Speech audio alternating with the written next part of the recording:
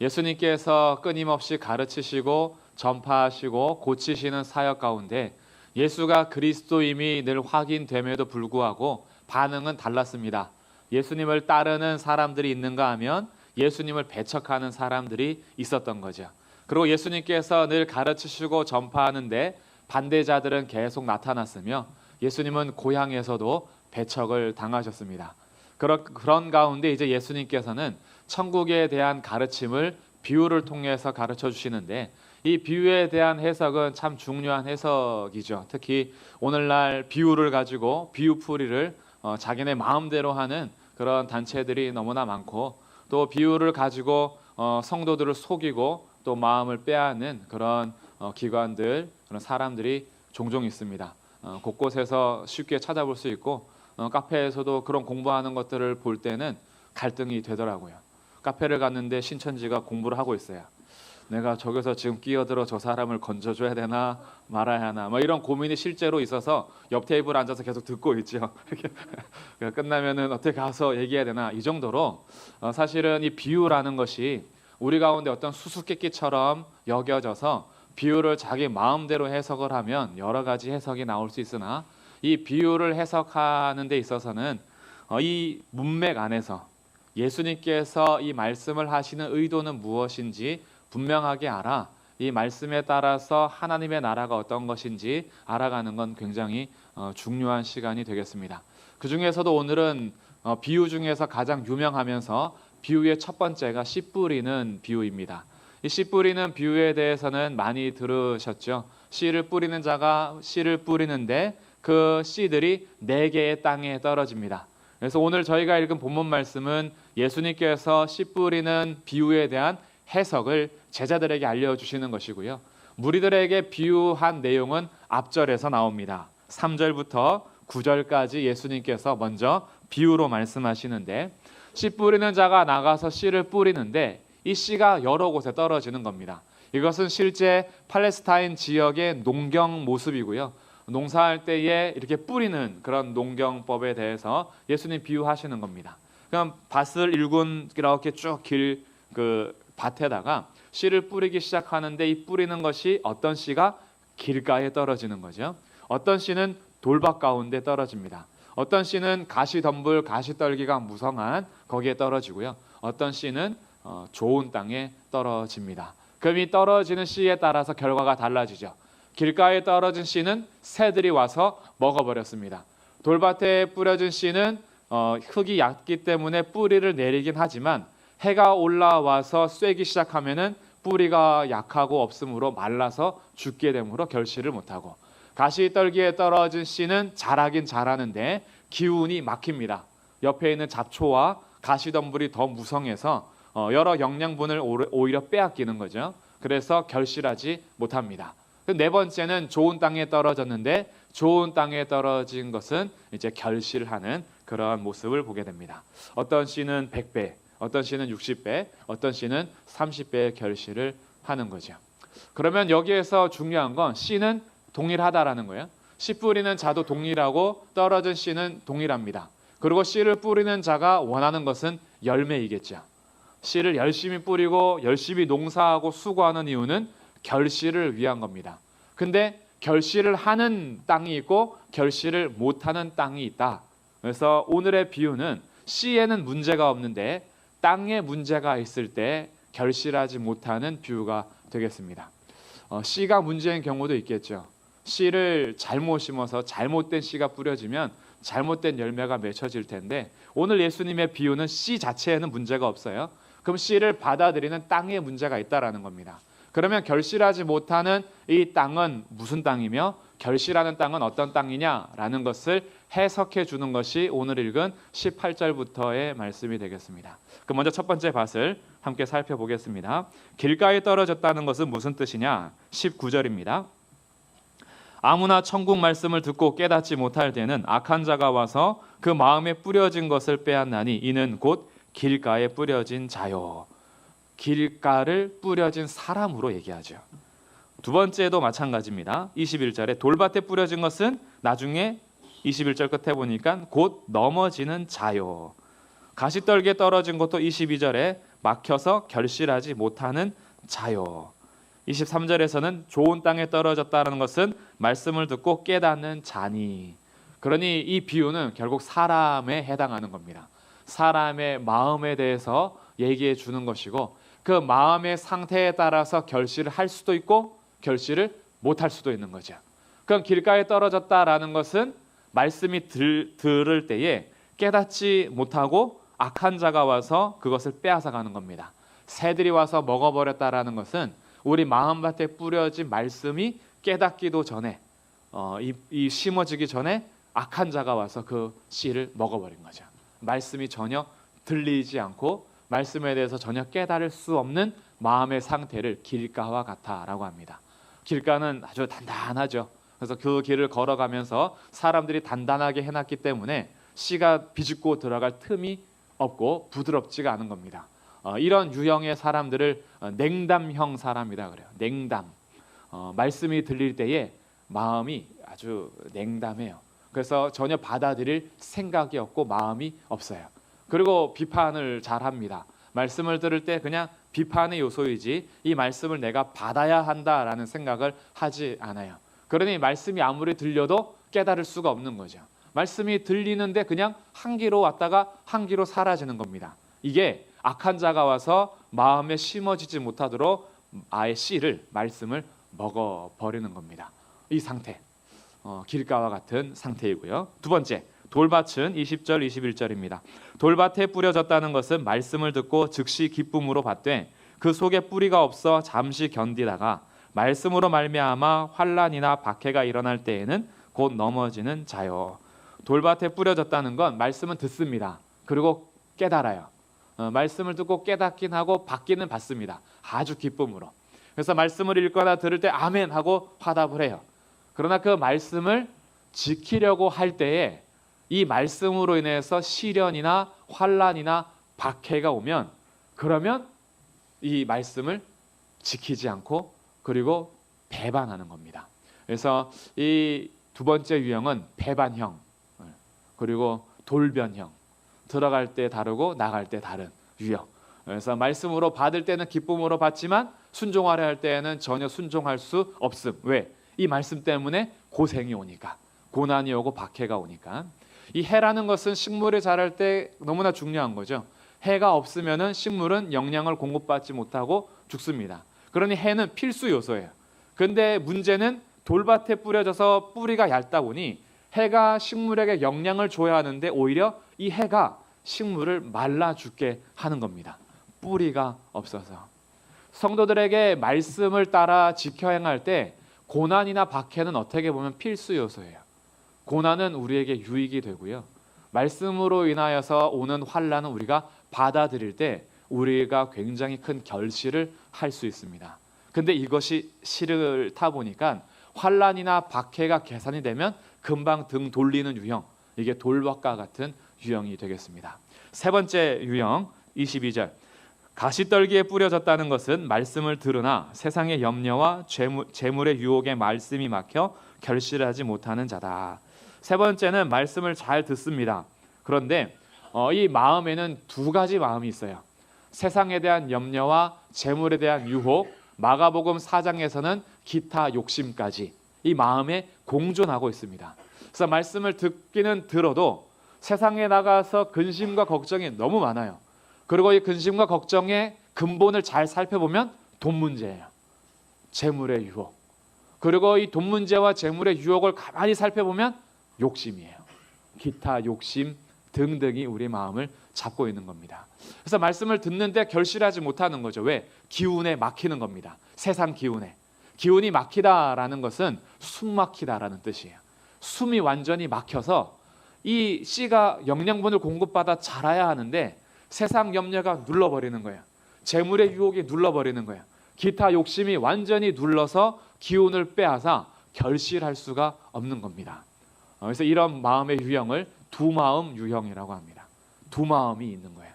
하나님을 온전히 신뢰하지 못하죠. 그러다 보니 세상 염려가 자꾸 커져요. 물질에 대해서도 여러 가지 유혹을 받아요.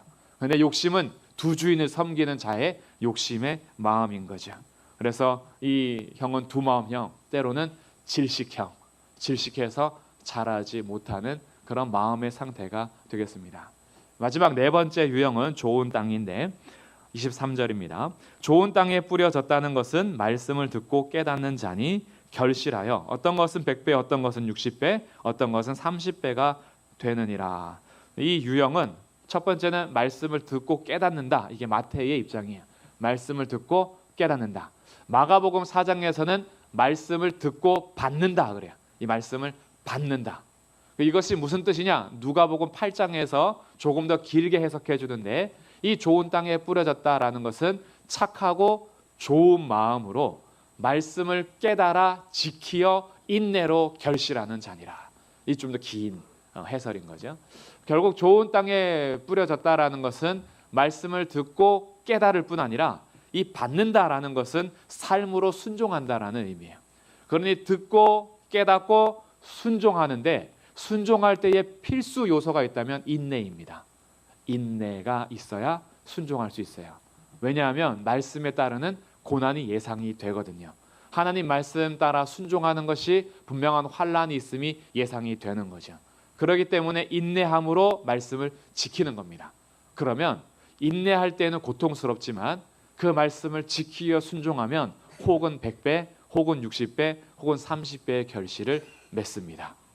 저는 우리 모든 마음이 좋은 땅이 되기를 주님의 이름으로 간절히 바랍니다. 그렇죠. 누가 길가 같은 마음이고 싶겠어요? 돌박 같은 마음, 가시떨기 너무 좋다, 풍성하다 이런 마음은 없을 겁니다. 우리는 모두가 좋은 땅 되기를 바랄 거예요. 근데 우리의 바람은 좋은 땅이고 결실을 원할 겁니다. 혹시 신앙생활하면서 이런 답답함이나 갈망이 있으신 분이 있으십니까? 왜 내 삶엔 열매가 없을까? 왜 나는 자꾸 메말라 갈까? 내 삶에 풍성한 열매가 맺히면 좋겠는데 도대체 내 삶의 신앙생활을 계속 하는데도 왜 결실이 없는가?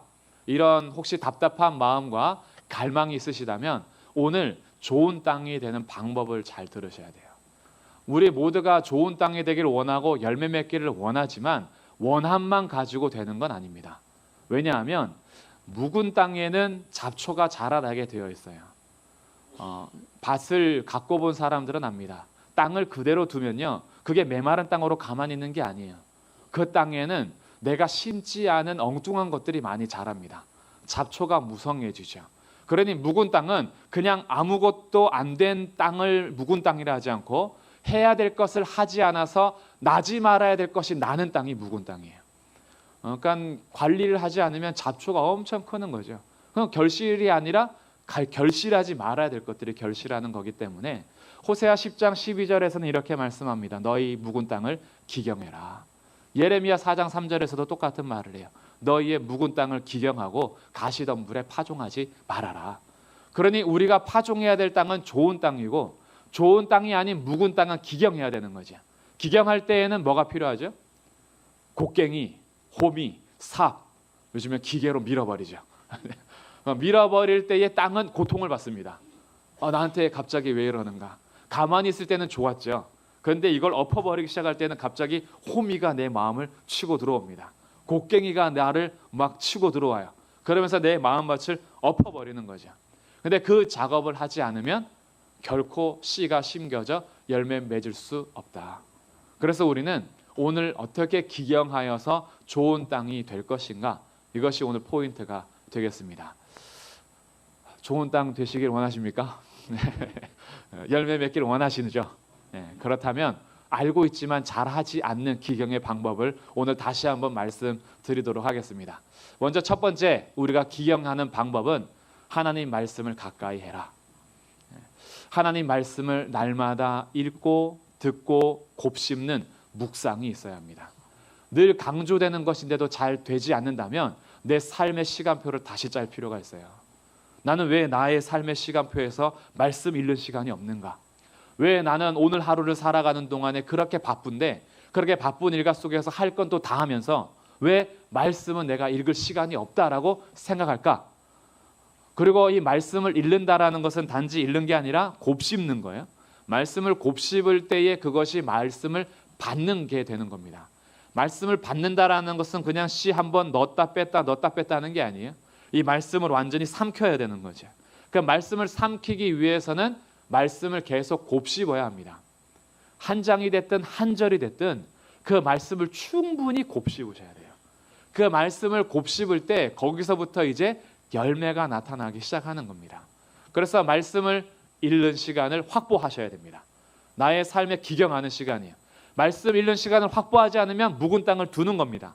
묵은 땅을 두지 않고 농사하려면 시간을 투자하여서 엎어버려야 되는 것처럼 내 마음을 엎어버리시려면 말씀을 읽고 곱씹는 시간을 확보하셔야 돼요. 그러지 않으면서 열매를 원하는 건 그거 속이는 거예요. 심는 대로 거둬지는 겁니다. 하나님은 만홀히 여김을 받지 않으세요. 하지도 않으면서 열매만 원하는 삶은 결코 열매가 맺혀지지 않습니다.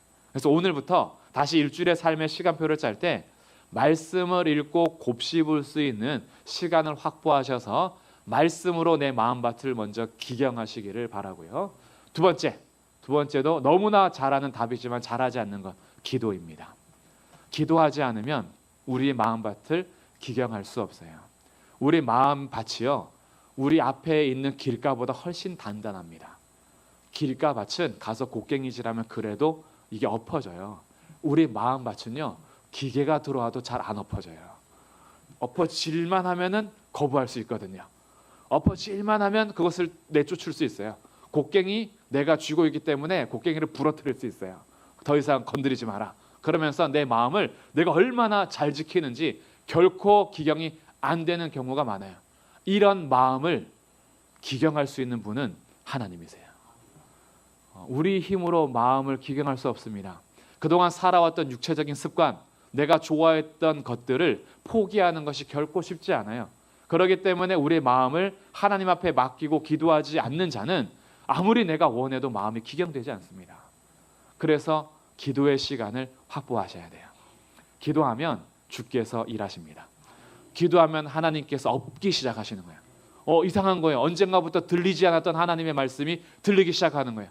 그동안에는 그냥 말씀이 왔다가 사라졌는데 기도하기 시작할 때부터 이 말씀이 나의 마음밭을 갈아엎어버려서 기도하면서 이 말씀이 심어지기 시작하는 거죠. 주님께서 하시는 거예요. 말씀이 깨달아지는 건 인간의 지혜와 지식이 아니라 성령께서 깨닫게 해주시는 거예요. 그러니 깨닫는 마음은 성령께서 역사하시는 마음이고, 성령은 언제 일하시느냐? 진리와 함께 기도하는 영혼에게 일하시는 거예요. 그래서 진리를 붙드는 삶이 중요하고, 그 진리를 붙드는 것만으로는 충분하지 않아요. 왜냐하면 진리에서는 우리에게 요구하는 것이 있습니다. 하나님 말씀이 우리에게 요구하는 것이 있어요. 기도하라. 깨어 부르짖으라. 너희가 오늘도 마음을 근신하고 정신 차려 기도해라. 말씀의 명령이에요. 이 명령에 따라 순종하는 기도의 삶이 있을 때 우리 마음밭이 엎어지기 시작하는 겁니다. 그렇기 때문에 기도하는 시간을 확보하십시오. 말씀 있는 시간과 기도하는 시간을 확보하는 것, 이것이 우리가 마음을 기경할 때 가장 중요한 두 가지라면, 여기에서 더 나아가 이제 우리의 삶으로 조금 확장해야 되는데, 세 번째 마음을 기경할 때 실천사항은 죄와 싸우는 겁니다. 죄를 받아들이지 말고, 죄를 용납하지 말고 죄와 싸우셔야 돼요. 우리는 죄를 은근히 즐겨요. 우리는 죄를 좋아합니다. 교만한 마음 좋아하는 사람 없는데요, 우리는 겸손한 마음을 좋아하는 사람도 없어요. 나는 교만한 것 같지 않은 것 같으면서도 우리는 교만한 자리를 즐겨요. 내가 너보다 낫다라는 거죠. 낮은 게 아니라 낮은 거. 우리는, 하나님은 우리를 낮게 가라 하는데 우리는 너보다 나아라고 위를 지배하려고 하는 거죠. 이 교만한 마음이 우리를 완고하게 합니다. 우리의 마음을 길과 같이 완고하게 해요. 완고한 사람들의 특징은 다른 사람의 말을 전혀 귀담아 듣지 않습니다. 왜? 너가 뭔데 나한테 조언이야. 내가 너보다 훨씬 나은 사람인데 넌 나한테 이런 말 할 자격이 없어. 근데 이것이 하나님 말씀 앞에서도 그런 자격을 가지려고 할 때가 있어요. 주님이 오늘 나에게 말씀을 해주시려고 하는데 하나님 말씀을 내가 원하지 않으면 닫아버리는 거죠. 이 교만인 겁니다. 이것을 싸워야 돼요.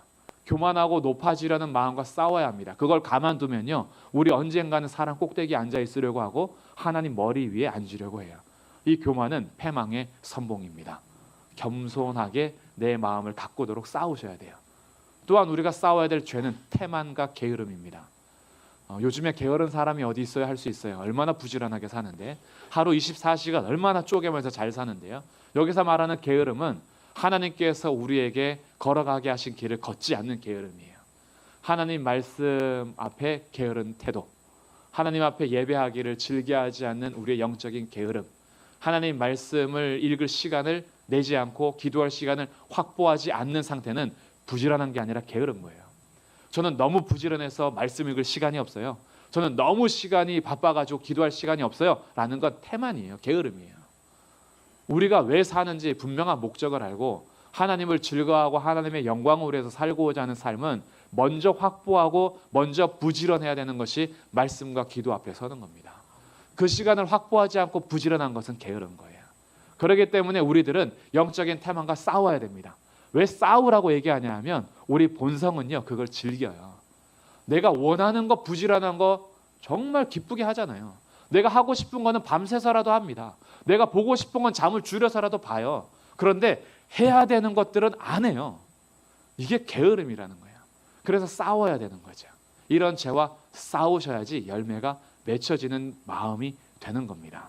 그런 것만이 아니죠. 세상을 사랑하는 마음, 우리의 욕심과 싸워야 합니다. 재물의 유혹, 세상의 근심, 이것을 싸우는 것은 하나님 앞에 이 재물과 세상의 염려를 맡기는 거예요. 주도권을 내드리는 거죠. 이건 어떤 싸움이냐? 주인 싸움입니다. 돈이 주인이냐? 하나님이 주인이냐? 세상이 주인이냐? 하나님이 주인이냐? 여기에 대한 싸움이에요. 왜냐하면 이건 두 마음이기 때문에.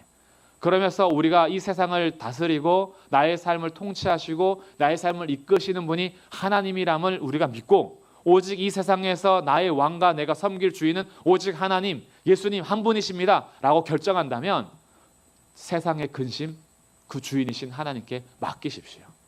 재물의 유혹 우리의 주인이신 예수님께 맡기십시오. 주님께서 이끌어 가실 겁니다. 근데 이게 안 되는 거예요.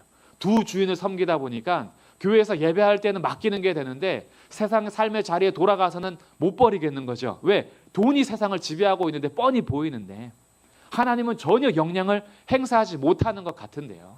세상을 사랑하는 것이 훨씬 더 즐거운데요. 그러다 보니 세상을 즐기면서 누리면서 주인으로 섬기다 보니 기운이 막혀서 말씀이 잘할 수가 없는 겁니다. 그래서 싸워야 돼요. 세상의 욕심과 염려와 근심과 재물의 유혹, 이것은 하나님 앞에 맡기면서 싸우는 겁니다. 주님, 힘들고 어렵습니다. 주님, 염려와 걱정이 많습니다. 이 염려가 저를 짓눌러서 도무지 일어날 힘이 없습니다. 주님, 그러나 제가 이 근심을 섬기지 않겠습니다.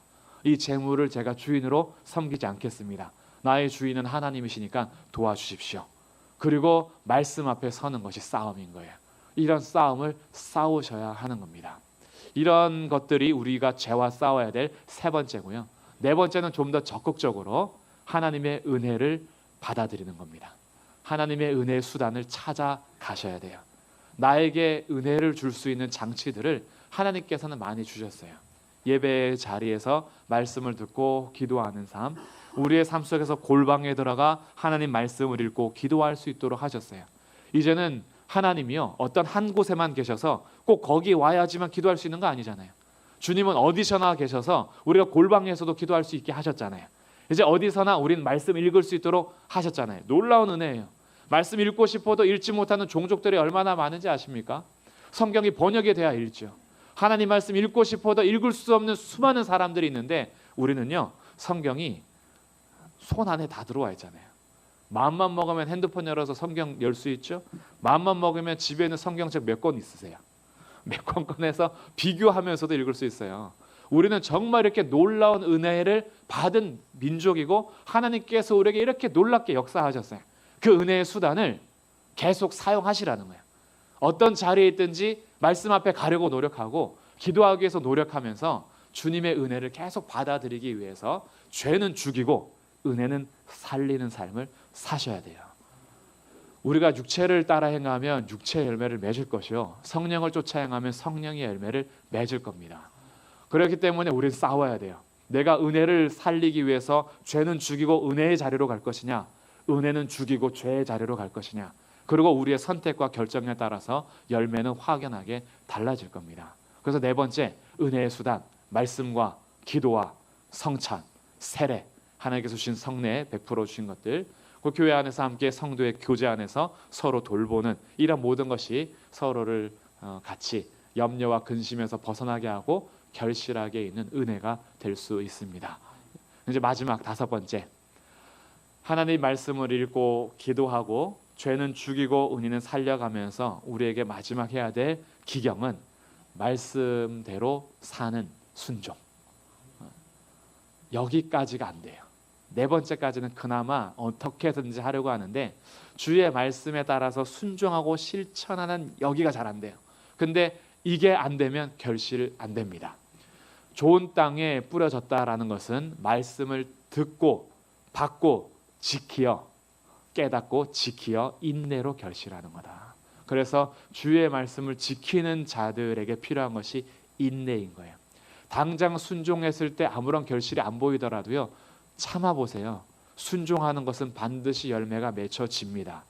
순종했는데 더 큰 환난만 계속 오던데요, 조금만 더 인내해 보세요. 하나님께서 인내와 비교할 수 없는 영광을 허락해 주실 겁니다. 우리가 그 인내로 멀리를 바라보는 거예요. 우리의 최종을 바라보는 거죠. 우리는 오직 주님 앞에 순종하며 살아갈 때 하나님께서 약속하신 영광의 나라가 있어요.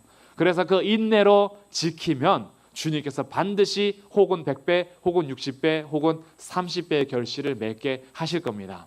이 순종에서 가장 첫 번째 순종이 뭐냐? 예수 그리스도를 믿는 겁니다. 여기서부터 출발인 거예요. 순종이라고 하니까 대부분은 예수 그리스도의 믿음과 상관없이 내가 하는 윤리적인 순종과 실천적인 것으로 먼저 빠지는 경우가 있는데, 우리가 이 땅에서 결실하기 위해서 첫 번째 순종해야 되는 건 십자가 앞에서 예수님을 영접하는 겁니다. 예수님을 영접하지 않는 삶은 아무리 말씀대로 산다고, 여기에서 원하는 산상수훈의 모든 요구대로 산다고 해도, 여기서 요구하는 모든 도덕을 다 행한다고 나름대로 열심히 살아도 예수를 그리스도로 받아들이지 않는 자는 순종하지 않은 거예요. 거기에는 결실이 있을 수가 없습니다. 그래서 우리의 순종의 첫 번째 자리는 십자가 앞으로 가는 거예요. 나의 영광의 면류관을 벗어던지고 예수님이 나의 주요 왕이심을 고백하여 나의 모든 죄짐을 지시고 십자가에서 죽으신 그리스도를 받아들이는 겁니다. 이게 우리에게 요구한 첫 번째 순종이에요. 하나님의 뜻대로 행하는 자. 하나님의 뜻은 무엇이냐? 영생은 이것이니 참 유일하신 하나님과 그가 보내신 자 예수 그리스도를 믿는 것, 아는 것이다. 그래서 영생은 결국 예수님을 믿는 것으로서 우리에게 허락하신 하나님의 뜻이기에, 우리가 하나님의 뜻대로 순종하며 실천한다라는 가장 첫 번째 발걸음은 예수 그리스도 복음을 듣고 받아들이는 겁니다. 예수를 그리스도로 믿으시는 것, 우리의 삶의 모든 자리에서 십자가 앞으로 나오는 것, 십자가 앞으로 나와 순종이 있는 것인지, 십자가에서 멀리 가면서 자기의 의를 세우려고 하는 사람들은 이건 순종의 열매가 아니라 자기 열매를, 육체 열매를 맺게 될 거예요. 그러니까 순종하더라도 나의 의를 위해서 순종하느냐, 십자가 앞에서 그리스도 예수 안에서 순종하느냐, 완전 다른 순종이 될 수 있어요. 그래서 우리의 순종의 첫 번째는 예수 그리스도를 나의 구주와 나의 왕으로 모시는 겁니다. 영접하는 겁니다. 그래서 우리들이 이런 마음을 기경할 때 그때부터 이제 떨어지는 씨는요, 혹은 100배 혹은 60배 혹은 30배의 결실을 맺을 수가 있어요. 우리의 상태가 혹시 길가 같습니까? 돌밭과 같지는 않으십니까? 가시 덤불 속에 가시떨기와 같으십니까? 우리 마음은 다 이렇게 바뀔 거예요. 선천적으로 한번 좋은 땅으로 태어나면 죽을 때까지 좋은 땅이지 않습니다. 한번 길가로 태어나면 죽을 때까지 길가 아닙니다. 내 마음이 한번 돌밭이면 계속 돌밭이 아니에요. 오늘 아침까지만 해도 돌밭 같은 마음이 오늘 다시 기경함으로 이 시간에 좋은 땅이 될 수도 있고요. 어제까지 좋은 땅이었는데 오늘 기경하지 않으면 그것이 가시덤불이 무성한 땅이 될 수도 있는 거예요. 그러니 우리의 기경은 한 번으로 끝나는 것이 아니라 매일 하셔야 돼요. 매일 내 마음밭을 기경하십시오. 농사하는 분들은 매일 밭을 돌보면서 잡초를 제거하고 병충해를 막아주며 그렇게 수고하고 노력해서 알곡이 자라게 하여 결실하게 합니다. 우리의 마음은요, 금방 타락하는 갈대와 같아요. 우리 마음은 금방금방 흔들려요. 그거 누가 자랑하겠습니까? 나는 좋은 밭이라고, 난 좋은 땅이라고 누가 자부할 수 있겠어요? 우리는 다 길가 같고 다 돌박 같고 다 가시떨기 같아요. 근데 이런 마음을 하나님께서 진단해 주시는 이유가 있어요. 우리 이런 상태를 진단해 주시는 이유는 우리를 정죄하고 심판하기 위함이 아닙니다. 예수님께서 최후의 심판에 모든 것을 심판한 날이 있겠지만 주님께서 지금 이 은혜의 때, 구원의 때에 우리에게 죄, 우리의 마음의 상태를 계속 드러내 주시는 이유는 정죄와 심판을 위함이 아니라 구원받게 하기 위함이에요. 주님은 우리의 구원을 위해서 지금도 일하시는 겁니다. 그래서 교회 와서 죄가 드러나면 또 죄, 또 나 이렇게 부족함, 또 뭔가 정죄당한 것 같고, 또 내 마음의 상태가 괜히 드러나는 것 같아서 괜히 부끄럽고, 내가 결실하지 못하는 이유가 결국 내 마음밭의 문제였구나라는 것이 답답하게 느껴질 때, 그것이 우리로 하여금 정죄와 심판을 위한 것이 아니라 갈아엎을 수 있도록 우리에게 MRI를 찍어주시는 거예요. 몰랐던 내 마음을 보여주시는 거예요. 나 혼자 세상에서 살 때는 내 얼굴에 뭐가 묻은지 몰랐는데 거울 앞에 서 보니까 여기 티가 많이 묻어 있다라는 걸 알고 청소할 수 있고 세수할 수 있는 그런 기회를 주시는 거예요. 그런데 이 겉으로 드러나지 않는 것, 속을 찍기 위해서는 우리에게 초음파도 찍어야 되고 엑스레이도 찍어야 되고 우리 여러 가지 기기들을 통해서 속을 비춰보는 것처럼 우리 마음의 죄된 상태를 꿰뚫어 보실 수 있는 분은 우리 주님이세요. 그 주님이 내가 보지 못했던 것들을 말씀을 통해서 보게 하시는 건 우리를 정죄하고 심판하기 위함이 아니라 그거 닦아내라고, 그거 기경에서 없애라고, 잡초 뽑아내라고, 돌들 건져내라고, 아주 완고해져서 길가 같은 마음을 다시 곡괭이질해서, 곡괭이질할 때 좀 아프겠지만 그거 기경에서 열매 맺으라고 주님께서 우리에게 말씀해 주시는 거예요. 그래서 저는 오늘도 간절히 바랍니다. 저의 마음도, 우리 성도님들의 마음도 길가와 돌밭과 가시 덤불과 같은 마음을 매일매일 기경해서 좋은 땅이 되어 말씀이 들어왔을 때 그 말씀을 듣고 받고 지키어 인내로 결실하여 30배, 60배, 100배, 반대로 하면 혹은 100배, 혹은 60배, 혹은 30배 결실하는 자가 되시기를 주님의 이름으로 축복합니다. 아멘.